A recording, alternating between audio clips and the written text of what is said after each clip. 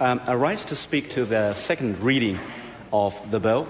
Labour supports this bill as it will lead to increased opportunities for New Zealand exporters in the Hong Kong market, as well as strengthening our relationship with the Greater China and Asian regions. There are three issues I wish to talk about as part of my contribution. First of all, as Labour Trade spokesperson, the Honourable Marion Street, said earlier in her first reading speech that this initiative is really interesting and quite exciting because this bill will help herald a significant move both in the export of goods and of services in the Hong Kong market. And secondly, for a small economy like New Zealand, to grow a sustainable and export-led economy is vital to us. This bill is, however, a timely reminder that the export-led recovery has not eventuated, and it is a missed opportunity to address one of the critical economic issues facing New Zealand, and that is our monetary policy setting. Labour believes that the policy is in need of reform and that it has been one of the underlying limits on economic performance versus other OECD or welfare and developed countries. And thirdly, labour rights and environmental sustainability are core New Zealand values which should not be sacrificed for the sake of increased trade.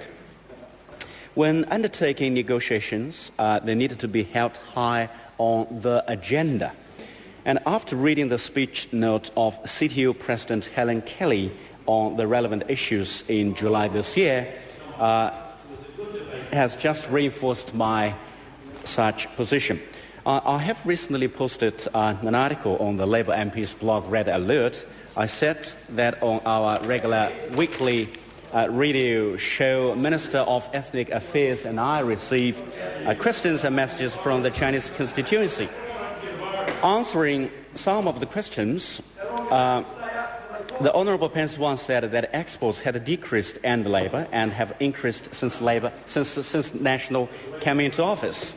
She neglected to mention that it was the then Minister of Trade, Fergoff, who signed the free trade agreement with China. This opened the trade floodgates with China, making China our second largest trading partner. In the first year of the FTA, trade increased by 62%. With China, National were in office for less than 4 months of this period. On the issue of the spiraling Asian unemployment rate, which has just hit a record high of 10.5%, Minister Wang said that, I quote, although unemployment is increasing, so is the rate of employment, although the speed of job creation is slower than that of the number of people who are losing their jobs. End quote. I'm not sure whether that statement even makes sense, but it shows that the Minister has no answer to the now more than 23,000 Asian New Zealanders who are unemployed. Minister Wang's answer also ignored the mere fact that bilateral or multilateral agreements on trade are often a product of joint efforts and collaboration. For instance, the origins of New Zealand-Hong Kong-China CEP go back to as early as 2001. The idea was first mooted by the Honourable Jim Sutton, who was the Minister for Trade Negotiations at that time. In 2002, the talks were suspended when New Zealand and Hong Kong became bogged down in discussions around rules of origin and problems with labelling regulations. The talks were subsequently revitalized under the Honourable Fergoff as Minister of Trade and pursued by the current Minister, the Honourable Tin Grosser. Hong Kong is our 9th largest export destination, accounting for $823 million last year. Just as important, it is our 8th largest source of foreign direct investment. New Zealand imported $199 million of merchandise goods from Hong Kong last year, making it the 31st largest source of imported goods. and Hong Kong accounts for 1.9% of New Zealand total export goods and 0.4% of total imported goods. It is a market which is already rapidly expanding, with last year's total exports increasing by 33.6% compared to 2008. However, the total imported goods declined by 2.5% last year compared to 2008. To summarize, close economic partnerships agreements are a vital part of New Zealand's economic development policy. CEPs break down tariff, quota and custom duties, which restrict access and profitability for New Zealand exporters and importers.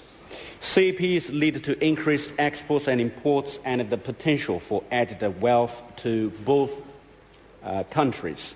And I acknowledge that New Zealand signed a CEP with Hong Kong in March 2010, and this bill implements that agreement. Mr. Speaker, the latest release from the New Zealand Manufacturers and Exporters Association shows the export-led recovery has not eventuated. While domestic sales increased by 19% in April 2010, export sales actually decreased by 5%. Signing FTAs and CEPs is important, and this particular CEP will boost the economy, but that's only part of the solution. The government needs to be supporting New Zealand businesses to best exploit the opportunities these FTAs present. Sadly, the national government has failed to assist New Zealand exporters. Their refusal to even consider examining monetary policy highlights this. In 2009, the Labour Party withdrew from the cross-party consensus on monetary policy. Labour believes that the policy is in need of reform. And back in March 2004, Labour introduced an important change to enable the bank to pursue a more active role in foreign exchange markets. This assisted the economy by tempering exchange rate volatility and moving New Zealand monetary management closer to Australian practices. Another important change would be the idea of amending the Reserve Bank of New Zealand Act to broaden its objectives. The objectives of the Reserve Bank of Australia are not only the stability of the currency of Australia, but also the maintenance of full employment in Australia and the economic prosperity and the welfare of the people of Australia. In contrast, our Reserve Bank is tasked solely with maintaining stability in the general level of prices, and that is not helpful to our tradable economy.